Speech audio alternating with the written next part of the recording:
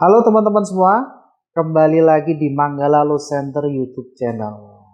Kali ini kita akan membahas berkaitan dengan isu-isu yang masih hangat di masyarakat. Jadi dilansir teman-teman dari sindonews.com bahwa telah terjadi persekusi seorang aparat desa kepada guru di SMP Negeri 1 Cicantayan, Desa Cijalingan, Kecamatan Cicantayan, Kabupaten Sukabumi, Provinsi Jawa Barat.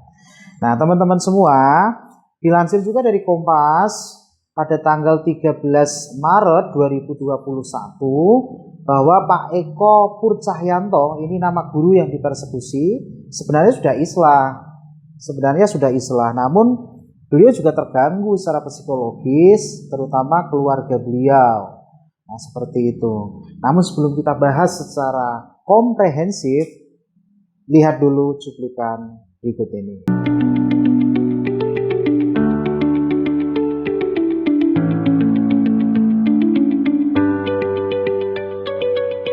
Dunia tahu nggak? Saya seperti itu, Pak. Apa maksudnya Anda? Apa maksudnya? Tujuannya apa?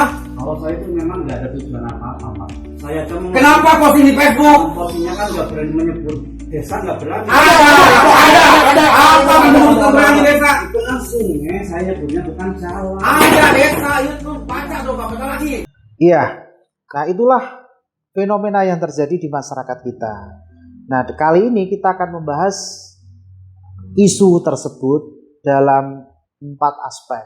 Yang pertama aspek secara generalnya, yang kedua aspek yuridisnya, kemudian implikasi yuridisnya dan implikasi sosialnya. Nah, terhadap perilaku seorang aparat yang mengintimidasi seorang warga negara, dalam hal ini seorang guru, dalam menyampaikan pendapatnya terkait dengan isu-isu aktual yang terjadi di lingkungannya. Oke.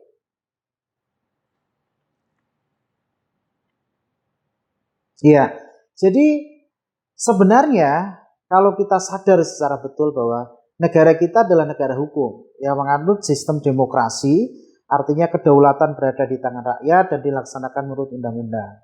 Nah, hukum itu memberikan tentang hak kebebasan menyampaikan pendapat.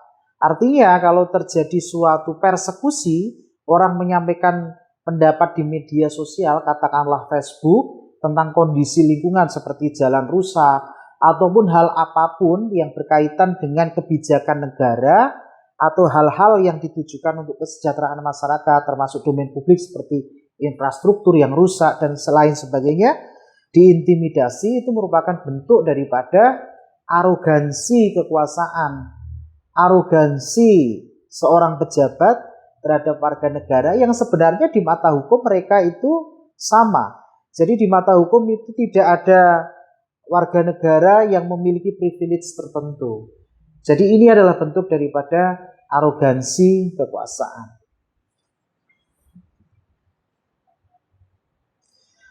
Oke, bagaimana sih hukum menjamin kebebasan berpendapat?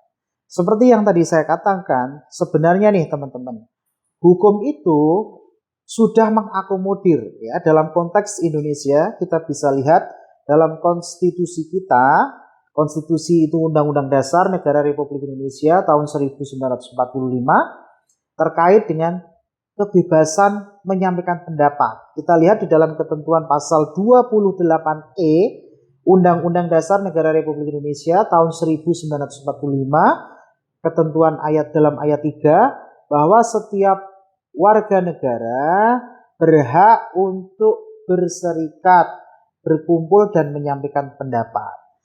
Nah, itu konstitusi yang menyebutkan itu. Artinya apa? Konstitusi sebagai grenom. Grenom ini apa sih teman-teman? Grenom itu adalah sumber hukum tertinggi, sumber dari segala sumber hukum.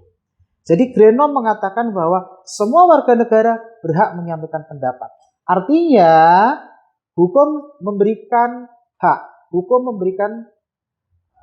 hak kepada setiap warga negara untuk bebas menyampaikan pendapat.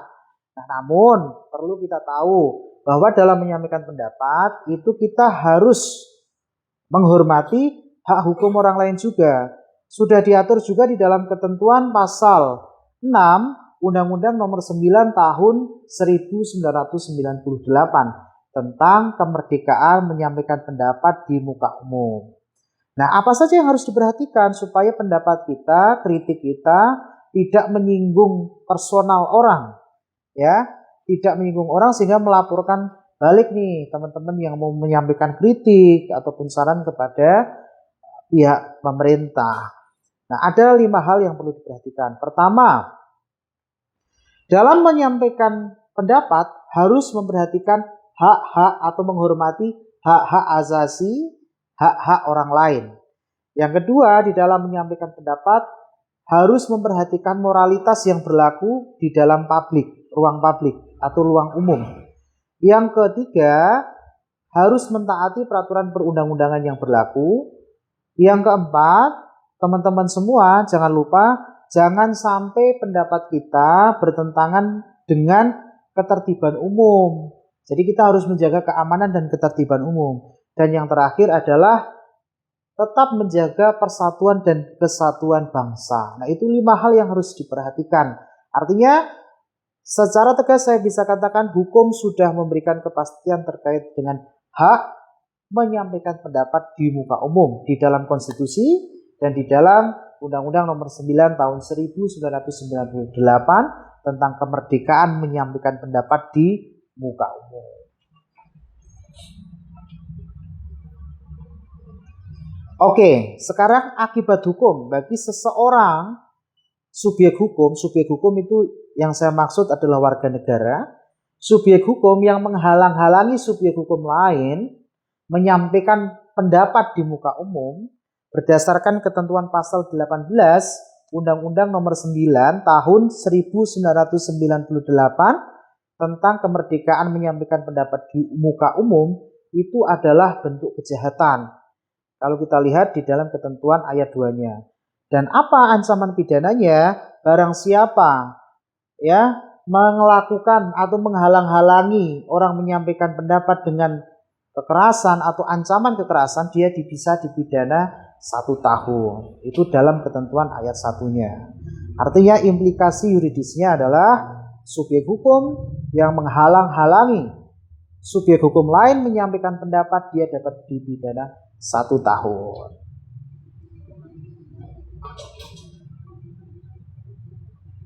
Iya, lalu bagaimana implikasi sosialnya teman-teman semuanya atas peristiwa tersebut? Jadi begini, kalau hukum tidak ditegakkan akan berimplikasi terhadap kekacauan sosial. Nah, artinya apa? Kalau ada subjek hukum lain yang merasa kuat ya atas subjek hukum yang lainnya karena dia punya jabatan, karena dia punya kekuasaan, karena dia merasa punya uang. Nah, terus seenaknya terhadap subjek hukum lain, implikasi sosialnya apa? Terjadi ketidakadilan, terjadi kesewenang-wenangan, terjadi arogansi aparat. Nah, kenapa bisa terjadi seperti itu semua? Ya karena hukum tidak ditegakkan, orang yang melakukan itu tidak diproses. Loh, tapi kan sudah damai dan lain sebagainya. Fakta tersebut telah menciderai konsep negara kita, yaitu rehta, negara hukum. Negara hukum itu apa sih negara Indonesia ini? Negara hukum itu artinya menempatkan hukum sebagai panglima, supremasi hukum. Mau dia pejabat, mau dia warga negara biasa, dia tidak bisa menempatkan diri di atas hukum. Nah, sehingga adanya fakta bahwa seorang pejabat aparat desa, katakanlah seperti itu, mempersekusi seorang guru yang menyampaikan kebenaran atas rusaknya jalan, terus dia dipersekusi. Nah, itu kan menjadi presiden buruk bagi masyarakat lain sehingga timbul ketakutan dalam menyampaikan pendapat. Nah, kalau di dalam suatu negara masyarakatnya sudah takut menyampaikan pendapatnya, menyampaikan kritiknya, menyampaikan fakta, itu sudah sangat berbahaya. Artinya hukum itu hanya berlaku dalam tataran normatif, tapi dalam realitas hukum tidak memberikan implikasi sosial yang baik. Seperti itu.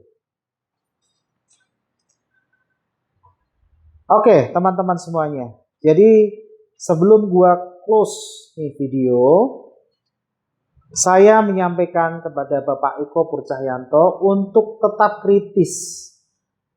Bukan hanya pada Pak Eko Purcahyanto, tapi semua guru kalau seperti Pak Eko Purcahyanto, saya kira nanti generasi Indonesia ke depan akan makin sadar hukum, makin cerdas menggunakan haknya, dan makin tahu kewajibannya sebagai warga negara.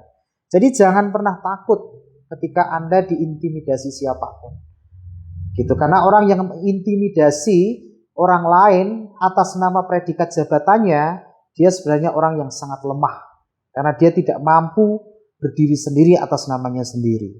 Jadi saya sangat bangga terhadap guru seperti Bapak ataupun teman-teman semuanya yang masih terus serta memperhatikan kebijakan negara, memperhatikan kemaslahatan masyarakat, sehingga kritik itu tetap harus disampaikan, tapi ingat, harus sesuai dengan norma-norma yang berlaku di dalam negara kita, termasuk norma hukum. Oke guys, tetap ikuti terus video-video yang akan dihadirkan Manggala Law Center.